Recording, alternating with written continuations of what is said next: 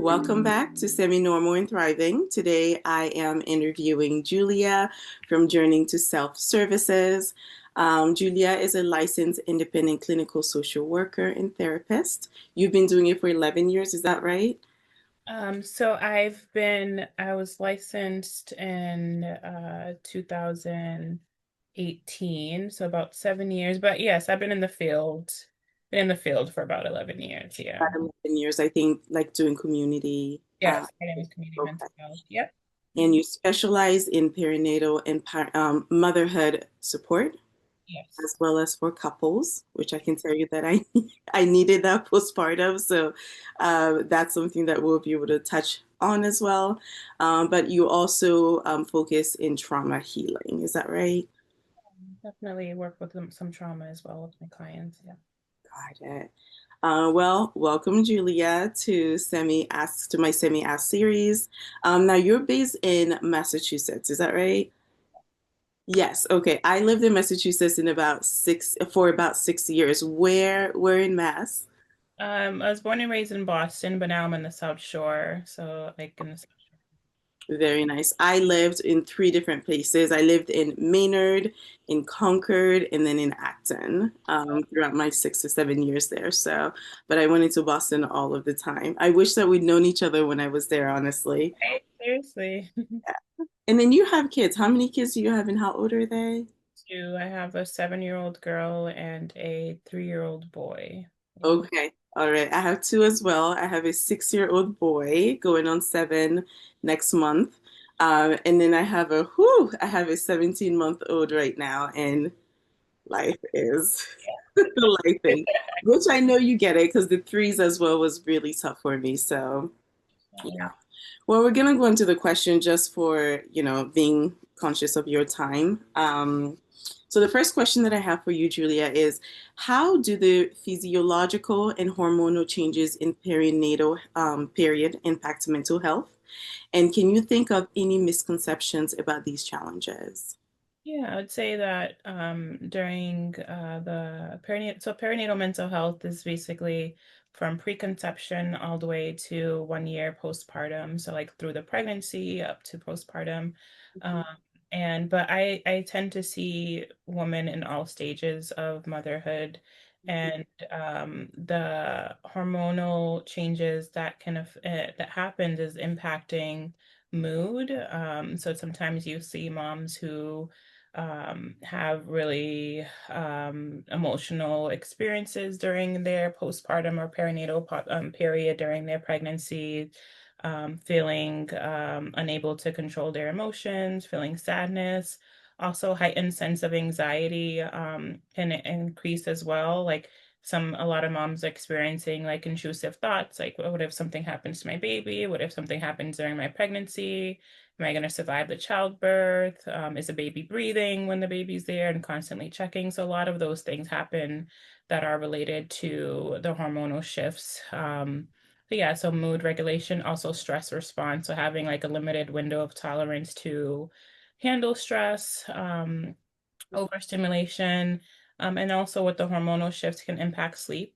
So sometimes moms struggle with sleep even when baby's sleeping, feeling so down or anxious that they're unable to sleep as well. Mhm. Uh, I honestly, I experienced every single one of those that you mentioned. And I think what's wild to me, I'm going to use the word wild, is that you are here mentioning that, meaning that you've dealt with clients, you've encountered, like, this is something that you know happens. Yet, I felt so alone during that time. I felt so alone feeling those feelings. Um, because no one really talks about it when you're with the mom friends or daycare or whatever it is. Oh, it's the fine, it's the smiling, but I felt so alone. Yet here you are stating that this is what women can experience. Absolutely, yeah, and I felt alone as well in my experience, and I don't know if you've seen this from my bio, but I also during the time that I had my daughter, I created a nonprofit and a support group for moms of color in Massachusetts. So Melanin Mass Moms is another project of mine that I created for moms to connect. Because I was going to support groups and I'm like, hey, I don't see any moms that look like me. I it would be the only one in the support group. So starting that because I felt alone. So now we have support groups that we do every month, and being able to have that space. I wanted to also speak on a misconception as well, um, that sometimes people dismiss what moms are going through. Oh, it's just baby blues, you're fine. Or, yeah, that's going to go away on its own. Or, another misconception is like breastfeeding is easy, or another misconception is that you shouldn't really be struggling. This is the easy part. Like they just sleep all the time. Or good moms are always happy, and why are you struggling so much? Like all of these things I think are very common to hear from people around you, but then it makes it even harder to ask for help and to really feel like you can get support from other people. Yeah, I absolutely agree, especially the breastfeeding. I was lucky enough that my sister is a lactation consultant because I don't know how I would have done it. Mhm. And it's certainly not the easy part. It's difficult. Like, anyways, I'm feeling this very deeply, so I'm trying not to ramble because it Yeah. truly is deep. You did mention the nonprofit you started. Is that the one where you were wearing that beautiful red dress and the red balloons? Was that it? That was yes. So I did see that. That's amazing. Thank you for starting that. Again, I wish I had known you when I was back then because I could have used that for sure. The next question that I want to go up to is for neurodivergent women, which I am. How might their neurological differences affect perinatal mental health, and what therapeutic approaches are most effective in these cases? Yeah, I would say a lot of times the challenges that I see are like sensory sensitivity. So a lot of moms kind of struggling with I worked with moms just like struggling with the sensory. So either the crying is really triggering and activating, kind of feeling lots of overstimulation from the sounds, all the kids running around, the loud sounds.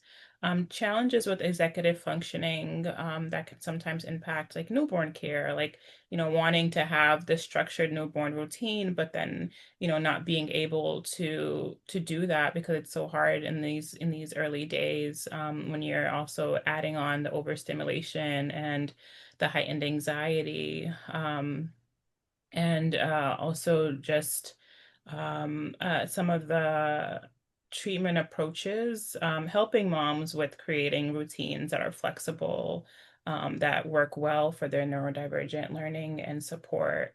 I also try to encourage my clients to bring in their partners or support systems and villages into the treatment planning. So, like, this area is what I'm really struggling with. How can we incorporate people that are already around you to support some of those challenges as well? Um, Sensory friendly coping tools. So, really like somatic and body based work, being able to really like start helping my clients to process what's happening in your body when you're getting overstimulated. What are some of the maybe like soothing sounds that we can incorporate when the baby is crying that can help you both regulate? What are, some a lot of clients that I work with like to incorporate sensory stuff like weighted blankets or using ice or cold items to kind of like self-soothe in that way. So really learning, sometimes visual support. So if I'm doing an activity with the client and we're talking about it, also providing a visual example to support as well.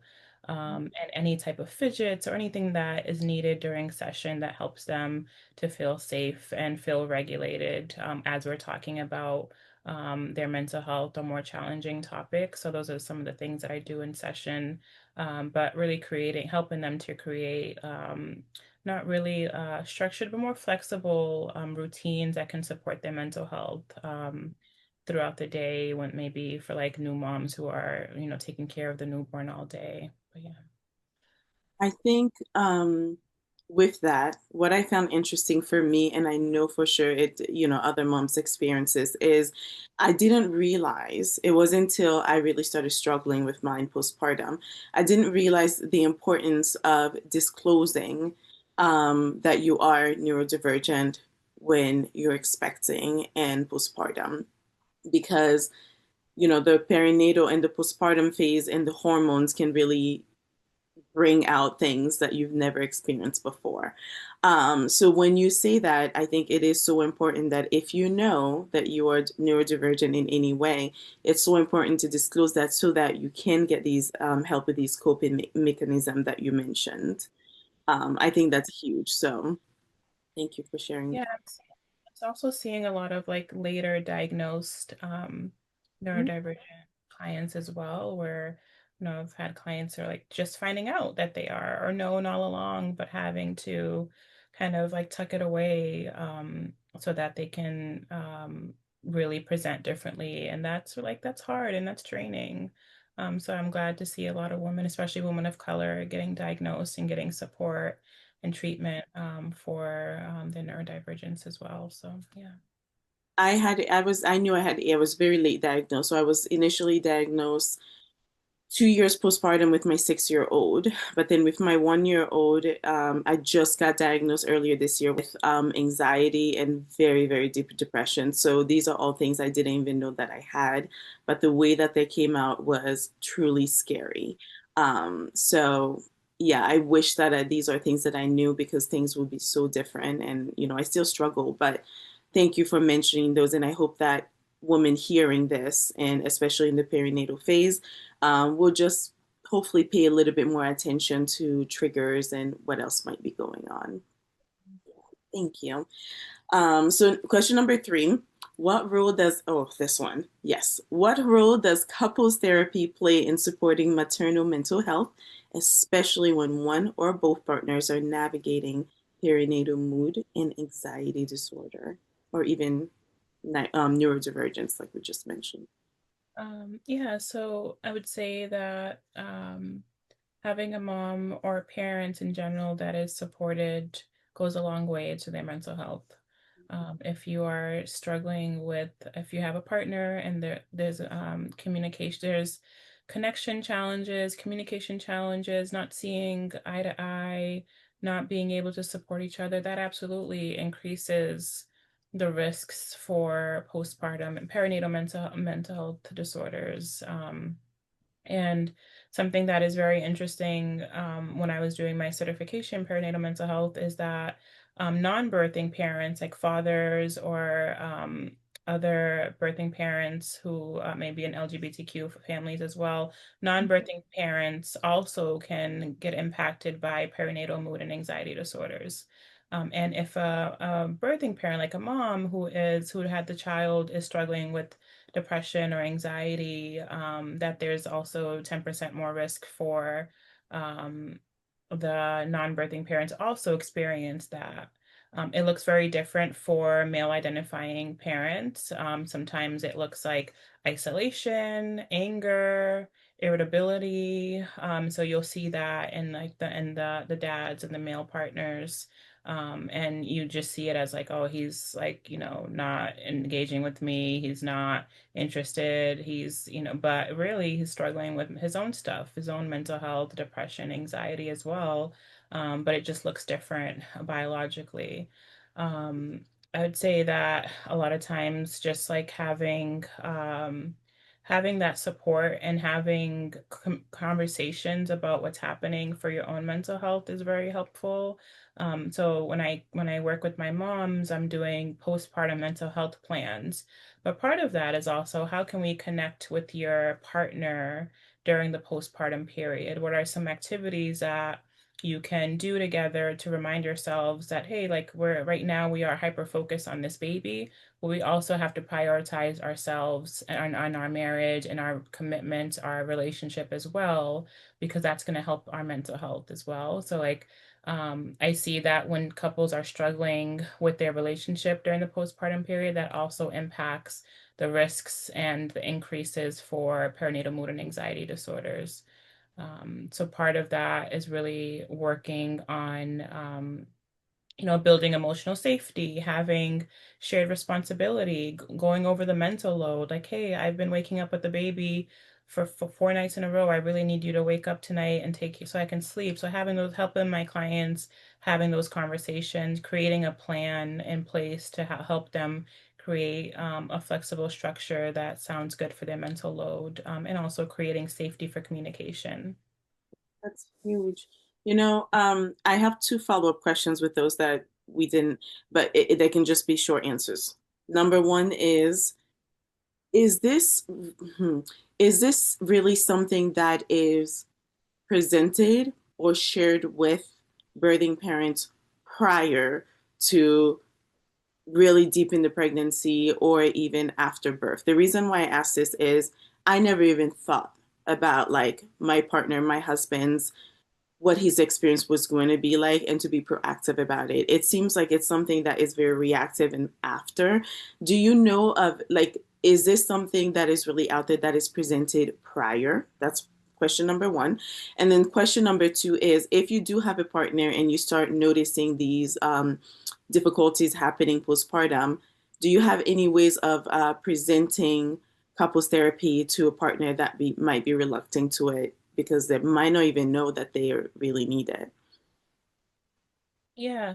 So yes, it's definitely presented, but a lot of people, providers don't know. That's why it's so important to work with perinatal mental health providers who are trained in perinatal mental health and couples therapists who also might have experience working with moms in perinatal, because there's specialized trainings to be able to know that. There's just not a lot of us out there. Um, so there is a training that I think it's a workshop that couples can do together. It's called Bringing Home the Baby or Bringing Baby Home by Gottman Therapy. Gottman Therapy is a great couples therapy tool.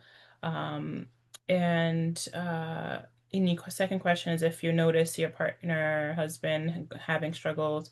Um, yeah, so I would say that a lot of times people are needing individual support first or at the same time as couples therapy.